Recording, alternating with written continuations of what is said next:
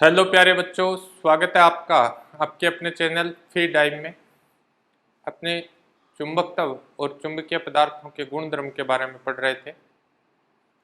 आज अपने चुंबक से संबंधित कुछ परिभाषाएं पढ़ेंगे बच्चे। क्या है अपने पास? सबसे पहले है चुंबकन तीव्रता। चुंबकन तीव्रता कुछ परिभाषाएं हैं, इम्पोर्टेंट क्वेश्चन बनता है बेटा, इन पे न्यूमेरिकल आता है क्योंकि उनमें फिर अपने रिलेशन देखेंगे। चुंबकन तीव्रता क्या होती है? जब किसी चुंबकीय पदार्थ को बाह्य चुंबकीय क्षेत्र में रखते हैं तो पदार्थ जिस सीमा तक चुंबकित होता है, पदार्थ जिस सीमा तक चुंबकित होता है उसे उसकी चुंबकन तीव्रता कहते हैं। यह पदार्थ का गुण है। चुंबकन तीव्रता एक सदिश राशि है और बेटा अपने इसको वेक्टर आई से व्यक्त करेंगे। किसी पदार्थ के एकांक आयतन के चुंबकीय आघूर्ण को चुंबकन तीव्रता कहते हैं। तो चुंबकन तीव्रता जो है बेटे, चुंबकन तीव्रता इज इक्वल टू अपने पास आ जाएगा बेटा चुंबकीय आघूर्ण अपोन अपने पास क्या आ जाएगा, आयतन। चुंबकीय आघूर्ण अपोन आयतन। तो अपने पास वेक्टर आई जो है वो आ जाएगा वेक्टर m अपोन v। दोबारा परिभाषा सुनिए बेटा, जब किसी चुंबकीय पदार्थ को बाह्य चुंबकीय क्षेत्र में रखते हैं तो पदार्थ जिस सीमा तक चुंबकित होता है उसे क्या कहते हैं, चुंबकन तीव्रता कहते हैं।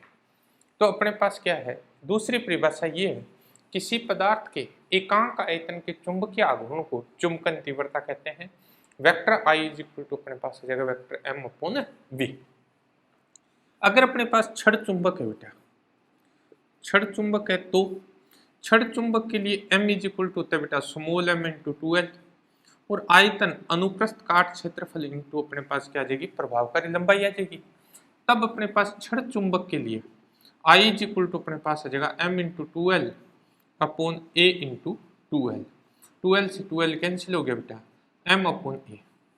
एकांक अनुप्रस्थ काट की ध्रुव प्राबल्य को चुंबकन तीव्रता कहते हैं। किसकी? छड़ चुंबक की। छड़ चुंबक की एकांक अनुप्रस्थ काट क्षेत्रफल की जो ध्रुव प्राबल्य है उस ध्रुव प्राबल्य को क्या कहते हैं, चुंबकन तीव्रता। ये छड़ चुंबक के लिए। मात्रक बेटा, मात्रक क्या आ जाएगा, चुंबकीय आघूर्ण का मात्रक अपने जानते हैं क्या होता है, एम्पियर मीटर स्क्वायर। आयतन का मात्रक अपने जानते हैं बेटा क्या होता है, मीटर क्यूब। इस मीटर स्क्वायर से इसकी क्यूब कट जाएगी या जगह एम्पियर प्रति मीटर। तो चुंबकन तीव्रता का मात्रक जो है वो अपने पास क्या है, एम्पियर प्रति मीटर। अब आता है बेटा दूसरी परिभाषा अपने पास है चुंबकन क्षेत्र। दूसरी परिभाषा है बेटा चुंबकन क्षेत्र। चुंबकन क्षेत्र या इसको बोलते हैं चुंबकन क्षेत्र की तीव्रता। चुंबकन क्षेत्र की तीव्रता मैं इसको इसके साथ इसलिए लिख रहा हूं ताकि दोनों में अंतर अपने को पता लग जाए। क्या डिफरेंस है दोनों में, माइनर सा डिफरेंस है परिभाषा में, ध्यान से सुनिए बेटा। इसके लिए मैंने बोला था क्या, जब किसी चुंबकीय पदार्थ को बाह्य चुंबकीय क्षेत्र में रखते हैं तो पदार्थ जिस सीमा तक चुंबकित होता है उसे चुंबकन तीव्रता कहते हैं।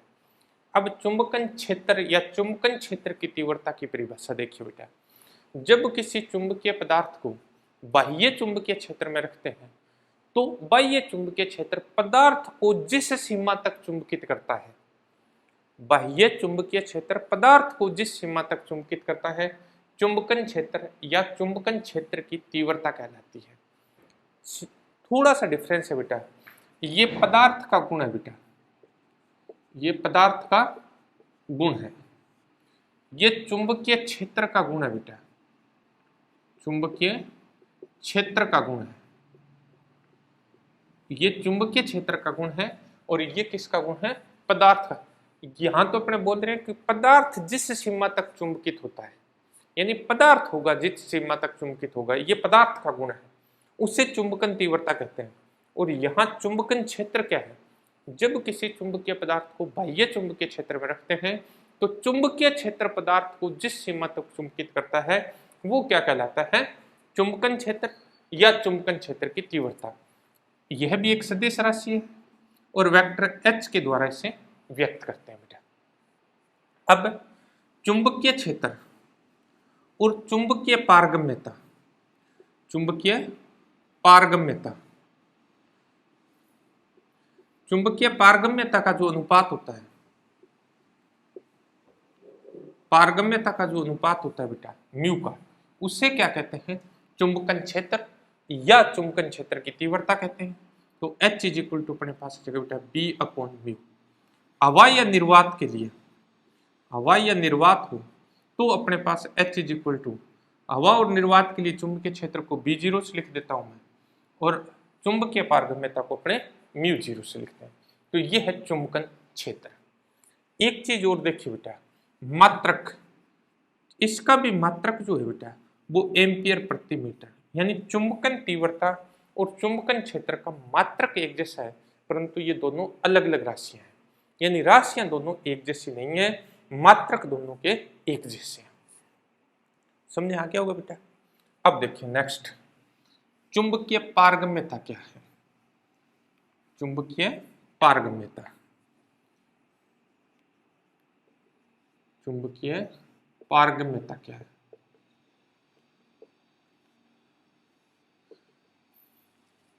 किसी पदार्थ में से चुंबकीय क्षेत्र रेखाओं के गुजरने की क्षमता चुंबकीय पारगम्यता कहलाती है। कुछ ऐसे पदार्थ हैं बेटा जो अधिक क्षेत्र रेखाओं को अपने में से गुजरने देते हैं, कुछ ऐसे पदार्थ हैं जो कम चुंबकीय क्षेत्र रेखाओं को अपने में से गुजरने देते हैं। जो ज्यादा गुजरने देंगे उनकी चुंबकीय पारगम्यता ज्यादा है, जो कम गुजरने देंगे उनकी चुंबकीय पारगम्यता कम है। तो किसी पदार्थ में से चुंबकीय क्षेत्र रेखाओं के गुजरने की क्षमता चुंबकीय पारगम्यता कहलाती है। इसे म्यू द्वारा व्यक्त करते हैं। इसे किसके द्वारा व्यक्त करते हैं? म्यू के द्वारा। हवा या निर्वात, हवा या निर्वात की चुंबकीय पारगम्यता जो है बेटा, चुंबकीय पारगम्यता को μ0 से लिखेंगे, और इसका जो मान होता है बेटा μ0 का, वो अपने को पता है 4 पाई इंटू 10⁻⁷ वेबर प्रति एम्पियर मीटर होता है। हवा या निर्वात की चुंबकीय पारगम्यता को μ0 से लिखते हैं बेटे, और इसका जो मात्रक है बेटा वो अपने पास क्या होता है, सॉरी इसका जो मान होता है वो अपने पास होता है 4 पाई इंटू 10⁻⁷ वेबर प्रति एम्पियर मीटर। अब माध्यम की चुंबकीय पारगम्यता और हवा या निर्वात की चुंबकीय पारगम्यता का जो अनुपात होता है उसे आपेक्षिक चुंबकीय पारगम्यता या आपेक्षिक चुंबकशीलता कहते हैं। आपेक्षिक चुंबकशीलता या चुंबकीय पारगम्यता, ये होती है बेटा अपने पास माध्यम की चुंबकीय पारगम्यता, माध्यम की चुंबकीय पारगम्यता अपूर्ण अपने पास आ जाएगी हवा या निर्वात की चुंबकीय पारगम्यता। इसको μr से लिखते हैं। μr इज इक्वल टू अपने पास होता है बेटा म्यू अपॉन μ0, म्यू अपॉन μ0। इससे म्यू इज इक्वल टू अपने पास आ जाता है μ0 μr। μr जो है यानी आपेक्षिक चुंबकशीलता जो होती है एक शुद्ध अनुपात है बेटा, इसका कोई मात्रक नहीं होता μr का, यह मात्रक रहित और विमाहीन राशि है। तो ये था बेटा अपने पास तीसरी परिभाषा चुंबकीय पारगम्यता। चौथी परिभाषा आती है बेटा अपने पास चुंबकीय प्रवृत्ति। चौथी परिभाषा है अपने पास चुंबकीय प्रवृत्ति। चुंबकीय प्रवृत्ति क्या है? अलप चुंबकन क्षेत्र में चुंबकन तीव्रता जो होती है बेटा वो चुंबकन क्षेत्र के समानुपाती होती है। अलप चुंबकन क्षेत्र में, चुंबकन क्षेत्र में चुंबकन तीव्रता जो है, चुंबकन तीव्रता समानुपाती होती है बेटा चुंबकन क्षेत्र, चुंबकन क्षेत्र। चुंबकन तीव्रता को अपने I से लिखा था बेटा, I इज प्रोपोर्शनल टू क्या होता है H, या I is equal to chi M H, इसको बोलते हैं बेटा काई। काई एम एक समानुपाती नियतांक है बेटा जिसे चुंबकीय प्रवृत्ति कहते हैं। काई एम समानुपाती नियतांक है, समानुपाती नियतांक है जिसे क्या कहते हैं? चुंबकीय प्रवृत्ति कहते हैं। चुंबकीय प्रवृत्ति कहते हैं। यह मात्रक रहित और विमाहीन राशि है। तो चुंबकीय प्रवृत्ति अपने पास क्या आ जाएगी बेटा, काइएम इज इक्वल टू अपने पास आ गया बेटे I/H।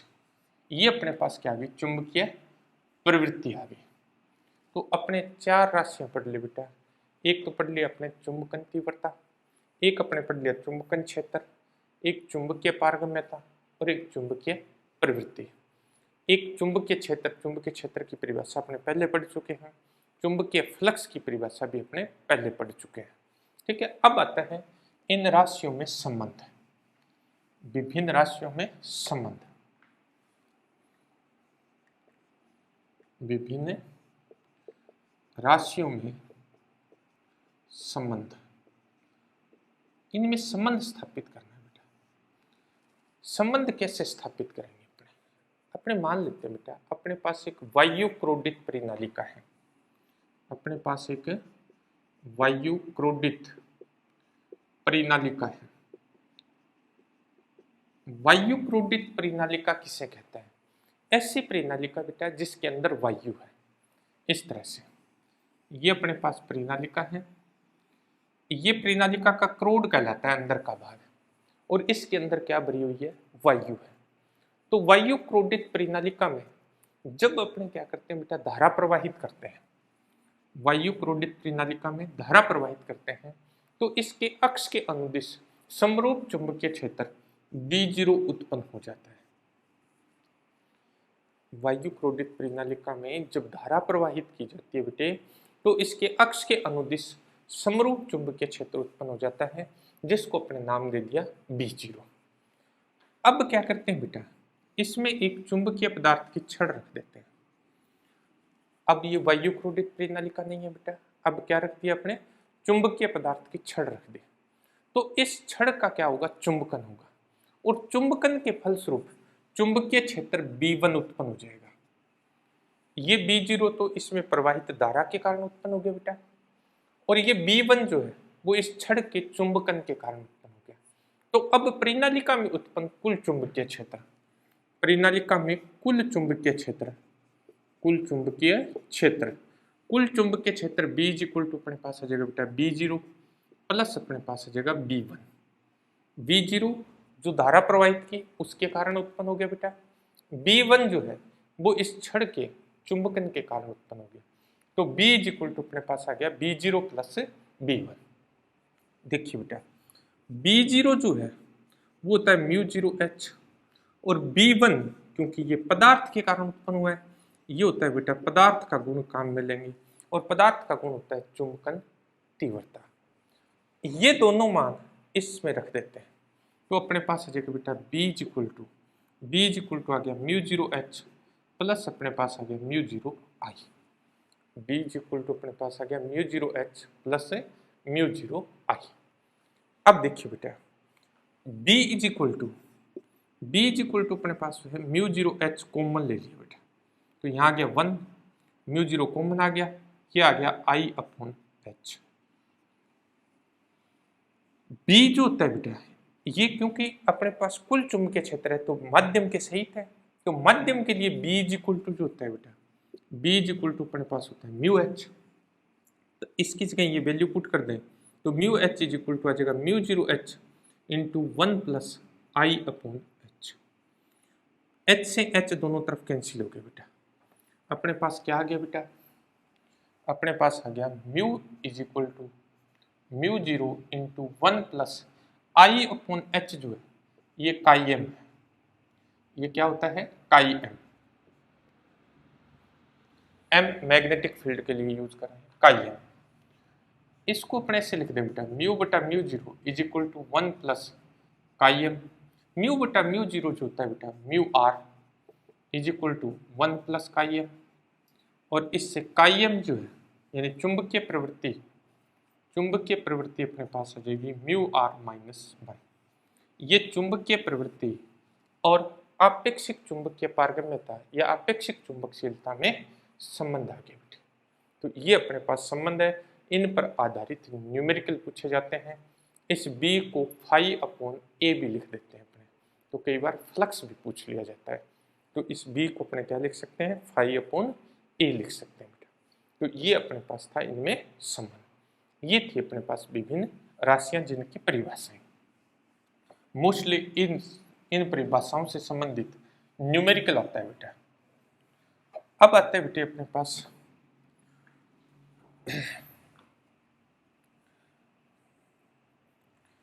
चुंबकीय पदार्थों का वर्गीकरण है बेटा। ठीक है, चुंबकीय पदार्थों का वर्गीकरण। चुंबकीय पदार्थों का वर्गीकरण।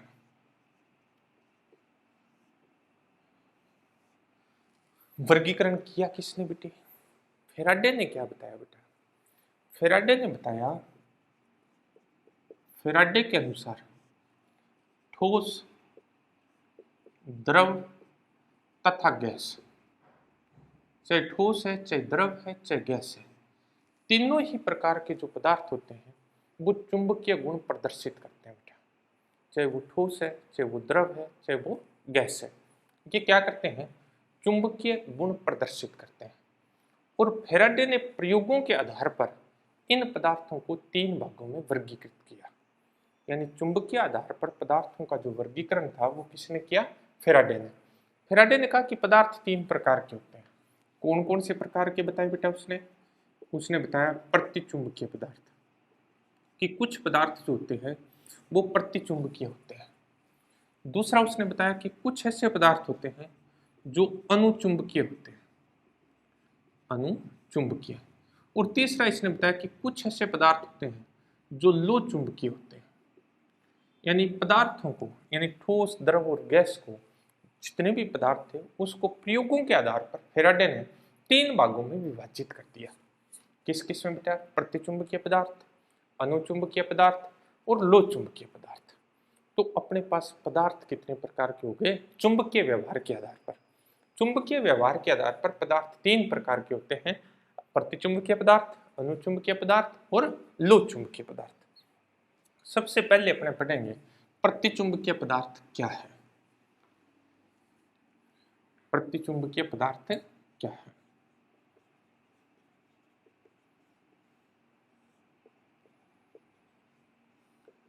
किसे कहते हैं प्रतिचुंबकीय पदार्थ? ऐसे पदार्थ जिन पर उच्च तीव्रता के चुंबकीय क्षेत्र से निम्न तीव्रता के चुंबकीय क्षेत्र की ओर बल लगता है। अर्थात ऐसे पदार्थ जो चुंबकीय क्षेत्र के द्वारा प्रतिकर्षित होते हैं प्रतिचुंबकीय पदार्थ कहलाते हैं। जिससे अपने पास ये क्षण चुंबक है बेटा। अपने जानते हैं यहाँ क्षण चुंबक के पास चुंबकीय क्षेत्र ज्यादा होगा, अपने दूर जाएंगे चुंबकीय क्षेत्र का मान कम होगा। यानी यहाँ उच्च तीव्रता होगी चुंबकीय क्षेत्र की और यहाँ क्या होगी? निम्न तीव्रता होगी। यहाँ क्या होगी? निम्न तीव्रता। अगर अपने यहाँ कोई पदार्थ रखा हुआ है और इस पदार्थ पर अगर बल उच्च तीव्रता वाले क्षेत्र से निम्न तीव्रता वाले क्षेत्र की ओर लग रहा है तो ये पदार्थ क्या कहलाएगा? प्रतिचुंबकीय पदार्थ कहलाएगा बेटा। पता लग गया? यानी ऐसे पदार्थ जिन पर चुंबकीय बल उच्च तीव्रता वाले चुंबकीय क्षेत्र से निम्न तीव्रता वाले चुंबकीय क्षेत्र की ओर लगता है प्रतिचुंबकीय पदार्थ कहलाते हैं। अर्थात ऐसे पदार्थ जो चुंबकीय क्षेत्र के द्वारा प्रतिकर्षित होते हैं उन्हें प्रतिचुंबकीय पदार्थ कहते हैं। अब आते हैं बेटा इनके उदाहरण। और बेटा उदाहरण इसके मोस्ट इंपॉर्टेंट है। सीधे के सीधे कॉम्पिटिटिव एग्जाम में आपको कुछ पदार्थों के नाम देगा और ऐसे पूछेगा इसमें से प्रतिचुंबकीय पदार्थ छांटिए, अनुचुंबकीय पदार्थ छांटिए, तो अपने को उनमें से छांटने होंगे। तो इनके पर्टिकुलर जो एग्जाम्पल है वो अपने को अच्छी तरह से याद रखने होंगे। उदाहरण देखिए बेटा, प्रतिचुंबकीय पदार्थ में अपने पास है हाइड्रोजन है, नाइट्रोजन है, हवा है, पानी है, सोना है, चांदी है, तांबा है,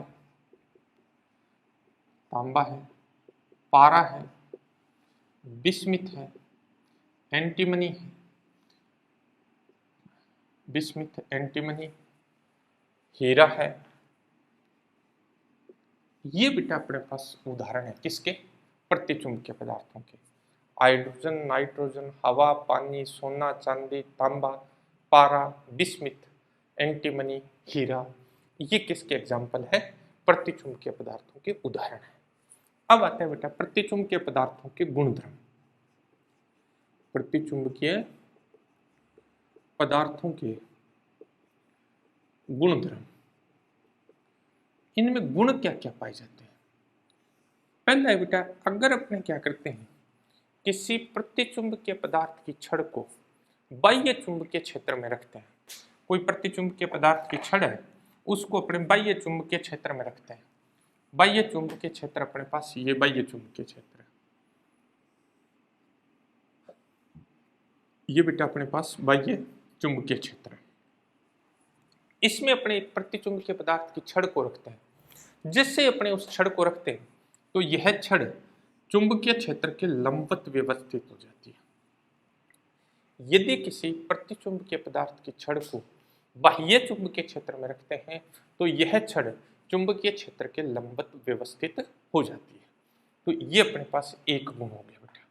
दूसरा अपने पास है, यदि प्रतिचुंबकीय द्रव को, दूसरा बेटा, यदि प्रतिचुंबकीय द्रव को, प्रतिचुंबकीय द्रव को कांच की प्याली में भरकर, कांच की प्याली में भरकर चुंबकीय ध्रुवों पर रखते हैं, कांच की प्याली में भरकर चुंबकीय ध्रुवों पर रखते हैं तो इसकी दो कंडीशन है बेटा। पहला है कि जब ध्रुव पास पास स्थित हो, जब ध्रुव पास पास स्थित हो, जब ध्रुव पास पास स्थित होते हैं तो इनके बीच में उच्च चुंबकीय क्षेत्र होता है बेटा, और यहाँ कम होगा चुंबकीय क्षेत्र, यहाँ क्या होगा? कम, बीच में क्या होगा? ज्यादा। अपने क्या किया है सॉरी बच्चे, कांच की प्याली में चुंबकीय द्रव भर दिया, तो जब इस जैसे अपने द्रव भरेंगे इस कांच की प्याली में और चुंबकीय ध्रुव पास पास स्थित है तो ये द्रव जो है वो बीच में से नीचे दब जाता है बेटा और किनारों पर ऊपर उठ जाता है। बीच में नीचे दब जाएगा और ये द्रव किनारों पर क्या होगा? ऊपर उठ जाता है। क्यों? क्योंकि इस पर उच्च तीव्रता से निम्न तीव्रता की तरफ बल लगेगा, तो ये बीच में से नीचे दब जाता है और किनारों पर ऊपर उठ जाता है। जब ध्रुव दूर दूर स्थित हो तब क्या होता है? यदि ध्रुव दूर दूर स्थित है तो इसका ऑपोजिट हो जाता है बेटा। ये ध्रुव जो है वो दूर दूर स्थित है, चुंबकीय ध्रुव दूर दूर स्थित है, तब क्या होगा? तब कम चुंबकीय क्षेत्र हो जाएगा बीच में और यहाँ उच्च चुंबकीय क्षेत्र हो जाएगा, यहाँ उच्च चुंबकीय क्षेत्र हो जाएगा। बीच में कम चुंबकीय क्षेत्र और जो ध्रुव है उन पर चुंबकीय क्षेत्र क्या हो जाएगा? ज्यादा हो जाएगा। अब अगर अपने इस प्याली को इस ध्रुवों पर रखेंगे तो क्या होगा? इसमें उच्च तीव्रता से कम तीव्रता की तरफ बल लगेगा, तो ये जो द्रव होगा बेटा वो किनारों पर नीचे दब जाता है और बीच में से ऊपर उठ जाता है। यानी इस द्रव की आकृति इस तरह की हो जाएगी, यानी ये बीच में से ऊपर उठ जाएगा और किनारों पर नीचे दब जाता है। अगर ध्रुव पास पास है तो द्रव बीच में से नीचे दबेगा बेटा, और अगर ध्रुव दूर दूर है तो बीच में से ऊपर उठेगा। तीसरा है, यदि किसी प्रतिचुंबकीय द्रव को यू नली में भरकर, तीसरा है प्रतिचुंबकीय द्रव को यू नली में भरकर नली की एक भुजा को चुंबकीय ध्रुवों के मध्य रखते हैं तो क्या होगा? यू नली ले ली बेटा, यू आकार की नली है, इसमें अपने क्या किया? प्रतिचुंबकीय द्रव भर दिया और इसकी एक भुजा को अपने क्या किया बेटा? एक भुजा को चुंबकीय ध्रुवों के मध्य रख दिया, चुंबकीय ध्रुवों के मध्य रख दिया इस तरह से। जब एक भुजा को चुंबकीय ध्रुवों के मध्य रखेंगे तो इस भुजा में द्रव नीचे उतर जाता है और दूसरी भुजा में द्रव ऊपर उठ जाता है। यानी जिस भुजा को आपने चुंबकीय ध्रुवों के मध्य रखा है उस भुजा में द्रव नीचे उतर जाता है और दूसरी भुजा में द्रव ऊपर उठ जाता है। ये नॉर्मल से गुणधर्म थे। अब देखिए बेटा इंपोर्टेंट गुणधर्म आते हैं। चौथा अपने पास है, यदि किसी प्रतिचुंबकीय पदार्थ में से, प्रतिचुंबकीय पदार्थ में से गुजरने वाली चुंबकीय क्षेत्ररेखा चुंबकीय क्षेत्र रेखाओं की संख्या हवा या निर्वात की तुलना में कम होती है। प्रतिचुंबकीय पदार्थ में से गुजरने वाली चुंबकीय क्षेत्र रेखाओं की संख्या हवा या निर्वात की तुलना में कम होती है। कैसे बेटा? ये अपने पास प्रतिचुंबकीय पदार्थ है बेटा, प्रतिचुंबकीय पदार्थ। इसको अपने क्या किया? चुंबकीय क्षेत्र में रख दिया। तो चुंबकीय क्षेत्र में जिससे रखेंगे तो इसमें से गुजरने वाली जो क्षेत्र रेखाओं की संख्या है वो हवा या निर्वात की तुलना में क्या हो जाती है? कम हो जाती है। यदि पहले ये क्षेत्र रेखाएं यहां से निकलनी थी, लेकिन अब ये क्या हो गई? इससे प्रतिकर्षित हो गई और इसमें से गुजरने वाले चुंबकीय क्षेत्र रेखाओं की संख्या जो है वो कम हो जाती है। अभी अपने पढ़ा था बेटा, किसी पदार्थ में से गुजरने वाले चुंबकीय क्षेत्र रेखाओं की संख्या को चुंबकीय पारगम्यता कहते हैं। इसका मतलब ये हुआ कि प्रतिचुंबकीय पदार्थ का म्यू जो होता है वो म्यू जीरो से छोटा होता है। म्यू इज लेस देन क्या होता है? Mu zero. मतलब इनका म्यू, इनकी चुंबकीय पारगम्यता प्रतिचुंबकीय पदार्थों की हवा या निर्वात से क्या होती है? कम होती है। मैं इसको म्यू बटा mu zero is less than 1 लिख सकता हूं बेटा। म्यू बटा म्यू जीरो अपने जानते हैं क्या होता है? Mu R. तो म्यू आर लेस देन क्या हो गया? 1। इनकी आपेक्षिक चुंबकशीलता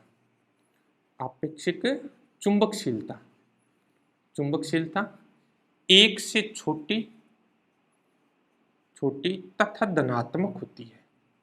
एक से छोटी तो होती है परंतु होती कैसी है? धनात्मक होती है। मोस्ट इंपोर्टेंट रिजल्ट है बेटा, प्रतिचुंबकीय पदार्थों की आपेक्षिक चुंबकशीलता एक से छोटी और धनात्मक होती है।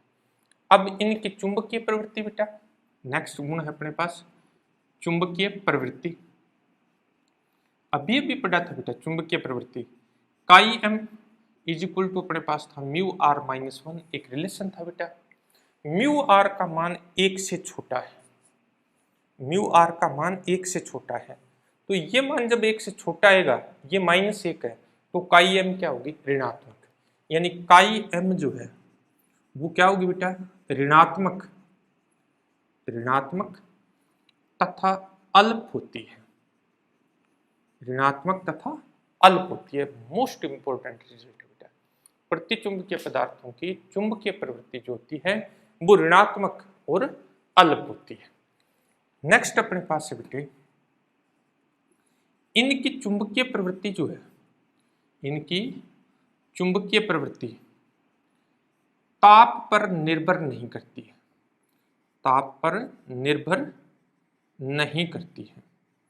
इनकी चुंबकीय प्रवृत्ति ताप पर निर्भर नहीं करती है। नेक्स्ट जो गुण है बेटा वो अपने पास है कि प्रतिचुंबकत्व का जो गुण होता है बेटा, किसी पदार्थ में प्रतिचुंबकत्व का गुण इलेक्ट्रॉन की कक्षीय गति के कारण उत्पन्न होता है। इलेक्ट्रॉन की कक्षीय गति के कारण प्रतिचुंबकत्व की उत्पत्ति होती है। तो ये मोस्ट इंपोर्टेंट गुण जो थे वो ये है बेटा कि प्रतिचुंबकीय पदार्थ में से गुजरने वाले चुंबकीय क्षेत्र रेखाओं की संख्या हवा या निर्वात की तुलना में कम होती है और चुंबकीय क्षेत्र रेखाओं के गुजरने की क्षमता को चुंबकीय पारगम्यता कहते हैं। तो इनकी चुंबकीय पारगम्यता हवा या निर्वात से कम होती है। तो म्यू बटा म्यू जीरो लेस देन 1 हो जाएगा बेटा। म्यू बटा म्यू जीरो म्यू आर होता है। तो इनकी आपेक्षिक चुंबकशीलता जो है वो 1 से छोटी और धनात्मक होती है। इनकी चुंबकीय प्रवृत्ति का भी अपने फॉर्मूला निकाला था बेटे, chi M is equal to mu R minus 1 होता है। म्यू आर 1 से छोटा है तो काई एम क्या होगा? ऋणात्मक और अल्प होगी। इनकी चुंबकीय प्रवृत्ति ताप पर निर्भर नहीं करती है बेटे और प्रतिचुंबकत्व की उत्पत्ति जो है वो इलेक्ट्रॉन की कक्षीय गति के कारण होती है। ये थे बेटा अपने पास प्रतिचुंबकीय पदार्थों के गुण द्रव्य। अब आता है प्रतिचुंबकत्व की उत्पत्ति कैसे होती है। तो प्रतिचुंबकत्व की उत्पत्ति कैसे होती है, उत्पत्ति के बारे में देखते हैं।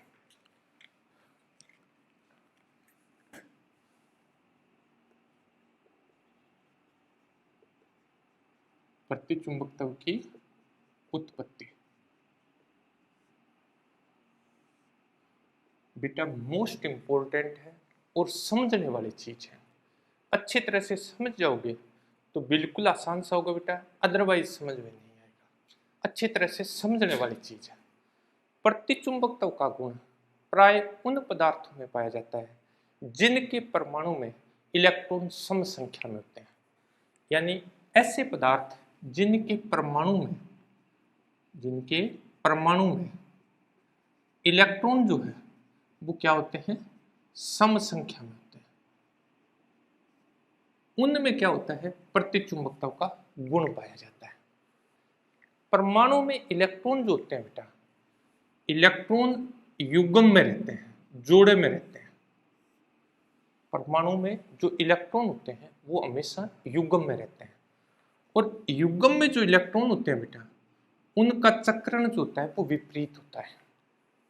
एक अगर क्लॉकवाइज चक्रण कर रहा है तो दूसरा एंटी क्लॉकवाइज करेगा। यानी परमाणु में इलेक्ट्रॉन जो है वो युग्म में रहते हैं, और युग्म में जो इलेक्ट्रॉन है वो विपरीत चक्रण करते हैं। एक क्लॉकवाइज चक्रण कर रहा है तो दूसरा एंटी क्लॉकवाइज करता है।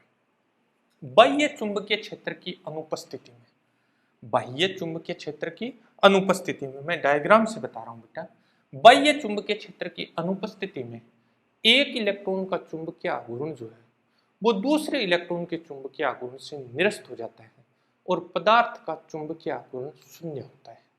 यानी बाह्य चुंबकीय क्षेत्र की अनुपस्थिति में प्रतिचुंबकीय पदार्थों का चुंबकीय आघूर्ण 0 होता है बेटा। कैसे बेटे वो देखिए। पहले बाह्य चुंबकीय क्षेत्र की अनुपस्थिति में बात करेंगे। अपने पास क्या है, ये एक इलेक्ट्रॉन की कक्षा है।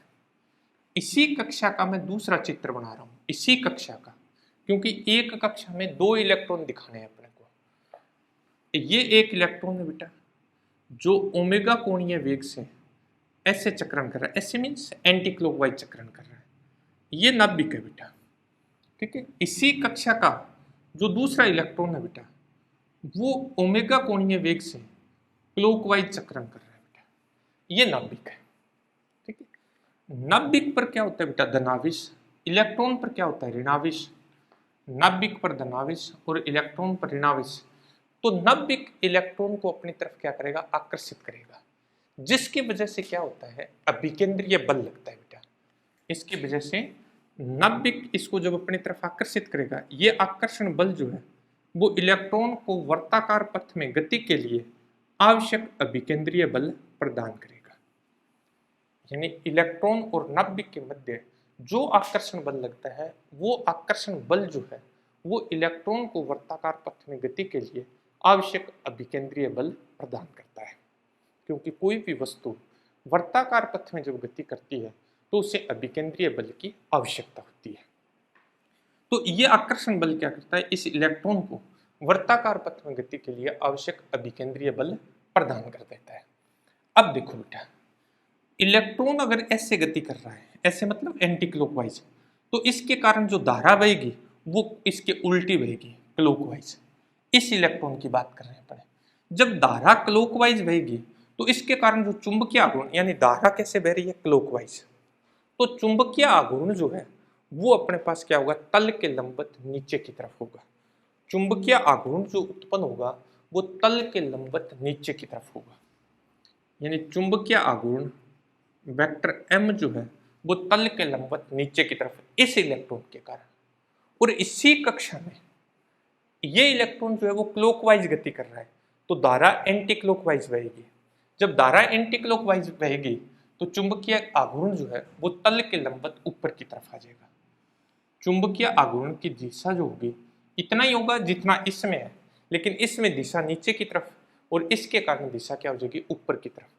तो इस परमाणु में, इस कक्षा में इन दोनों इलेक्ट्रॉनों के कारण कुल चुंबकीय आघूर्ण m ऊपर की तरफ आ गया बेटा, m नीचे की तरफ आ गया, परिणामी चुंबकीय आघूर्ण का मान क्या हो गया, 0। और ये कंडीशन कब है, जब आपने इस पर कोई चुंबकीय क्षेत्र आरोपित नहीं किया है, बाह्य चुंबकीय क्षेत्र की अनुपस्थिति में। बाह्य चुंबकीय क्षेत्र की अनुपस्थिति में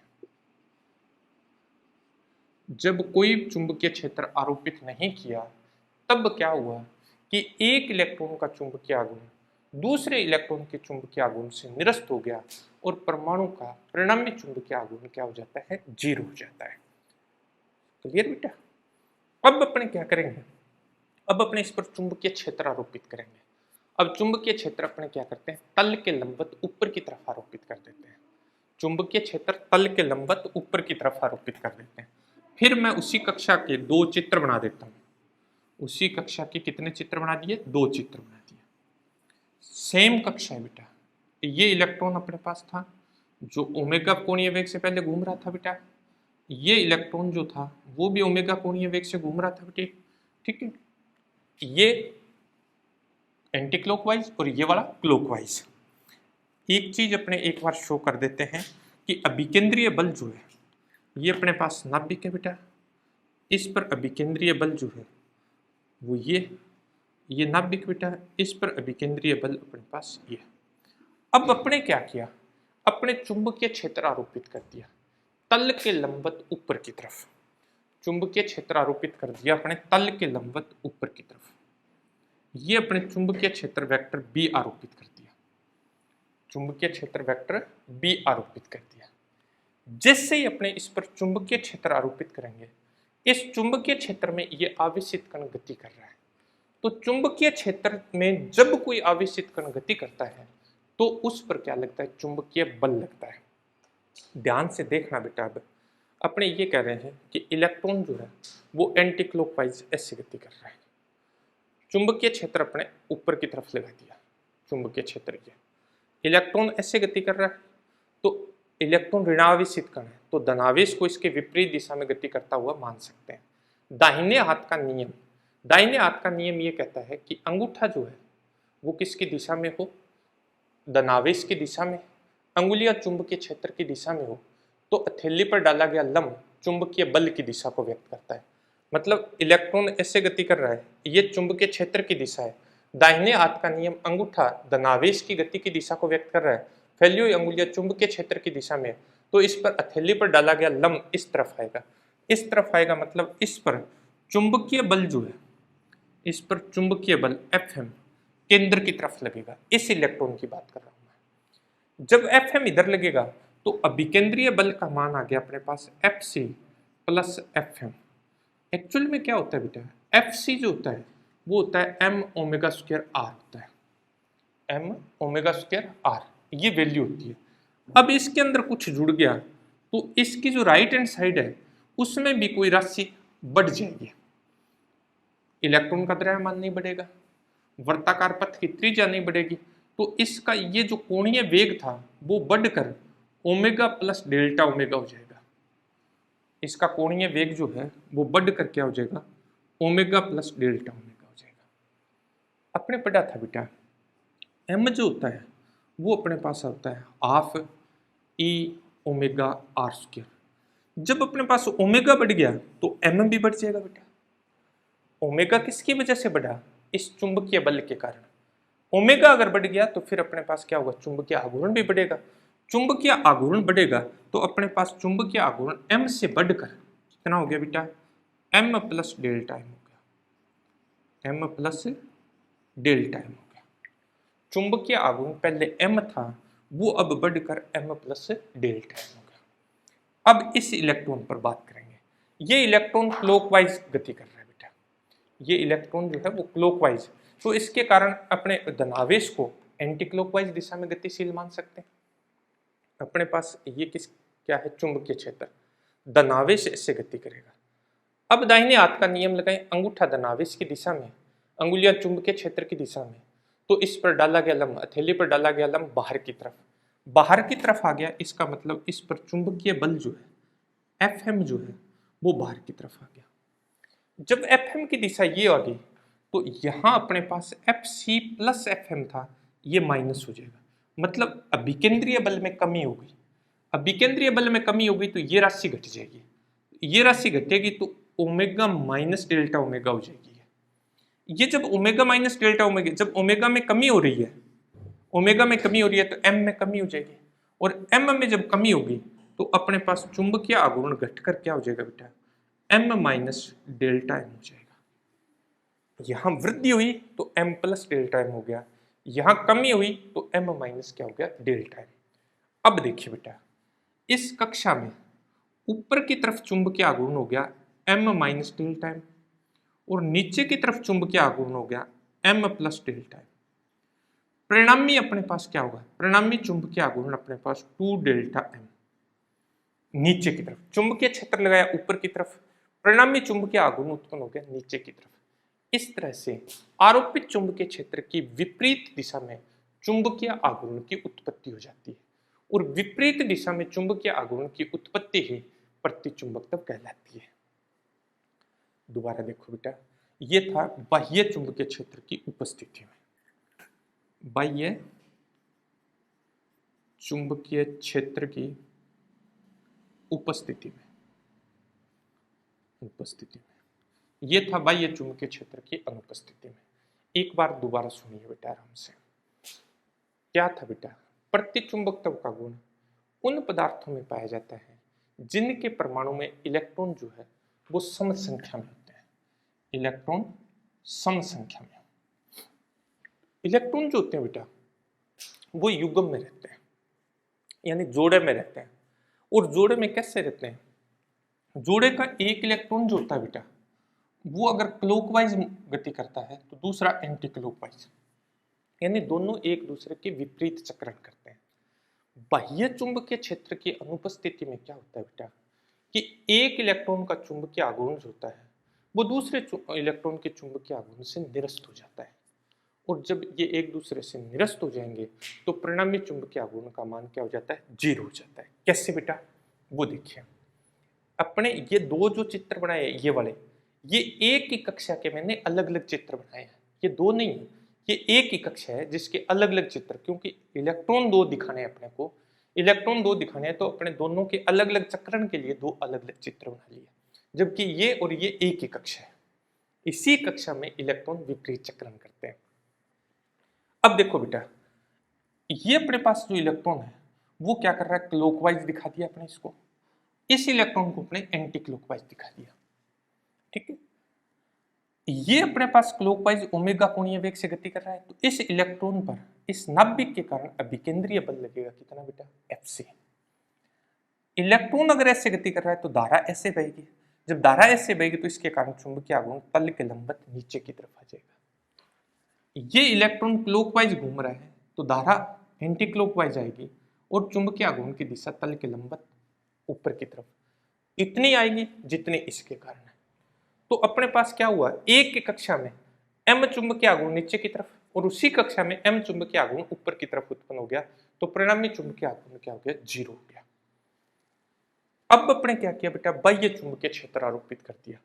अपने ये मान लिया कि तल के लंबवत ऊपर की तरफ चुंबकीय आघूर्ण है, ये तल के लंबवत नीचे की तरफ भी लिया जा सकता है, लेकिन अपने तल के लंबवत ऊपर की तरफ ले लिया। जब अपने चुंबकीय क्षेत्र आरोपित किया तो इस आवेशित कण पर चुंबकीय बल लगेगा। इस केस में ये चुंबकीय बल केंद्र की तरफ लगेगा।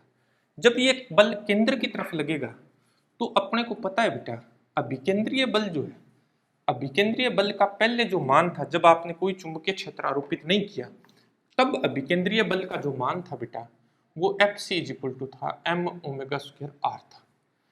अब क्या हुआ, अब ये दोनों बल मिलकर अभिकेंद्रीय बल का निर्माण करेंगे, तो Fc + Fm हो गया। मतलब ये साइड जो है लेफ्ट हैंड साइड बढ़ गई तो ये राइट हैंड साइड बढ़ेगी।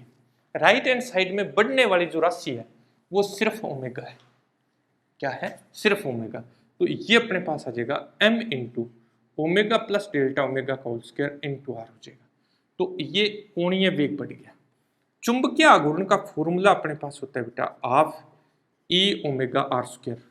कक्षीय इलेक्ट्रॉन के चुंबकीय आघूर्ण का फॉर्मूला अपने ज्ञात किया हुआ बेटा, m = होता है ½ E⍵r²। अब देखो बेटा, जब ओमेगा बढ़ गया, ये राशि बढ़ गई तो ये राशि भी बढ़ेगी। ये ओमेगा की जगह क्या हो जाएगा, ओमेगा + डेल्टा ओमेगा हो जाएगा। जब ओमेगा + डेल्टा ओमेगा हो गया तो ये m बढ़ गया, m बढ़ कर क्या हो गया, m + डेल्टा m हो गया। इस इलेक्ट्रॉन पे देखिए बेटा, इस इलेक्ट्रॉन क्योंकि इसका चक्रण जो है वो क्लॉकवाइज है, तो इस पर चुंबकीय बल जो लगा वो बाहर की तरफ लगा। बाहर की तरफ लगा तो ये क्या करेगा, Fc में कमी करेगा। यहाँ क्या आ जाएगा, ऋणात्मक चिन्ह आ जाएगा बेटे। यहां जब ऋणात्मक चिन्ह आएगा तो ये क्या होगा, कोणीय वेग में कमी करेगा। कोणीय वेग में भी अपने पास क्या आ जाएगा, ऋणात्मक चिन्ह आ जाएगा, यानी ओमेगा माइनस डेल्टा ओमेगा हो जाएगा। जब ओमेगा में कमी होगी तो एम में कमी हो जाएगी, एम में कमी होकर क्या होगी, एम माइनस डेल्टा एम हो गया। लेकिन परिणाम में अपने पास क्या हुआ, इसमें तल के लंबवत ऊपर की तरफ चुंबकीय आघूर्ण हो गया एम माइनस डेल्टा एम, और तल के लंबवत नीचे की तरफ चुंबकीय आघूर्ण हो गया एम प्लस डेल्टा एम। तो अपने पास डेल्टा 2 डेल्टा एम चुंबकीय आघूर्ण तल के लंबवत नीचे की तरफ आ गया, यानी आरोपित चुंबकीय क्षेत्र की विपरीत दिशा में चुंबकीय आघूर्ण की उत्पत्ति हो गई, और आरोपित चुंबकीय क्षेत्र की विपरीत दिशा में चुंबकीय आघूर्ण की उत्पत्ति ही प्रतिचुंबकत्व का कारण होती है। अच्छी तरह से समझना बेटा। फिर भी अगर समझ में नहीं आए तो कमेंट बॉक्स में कमेंट करना, वीडियो को पूरा देखना बेटा, चैनल को सब्सक्राइब करना। Thank you.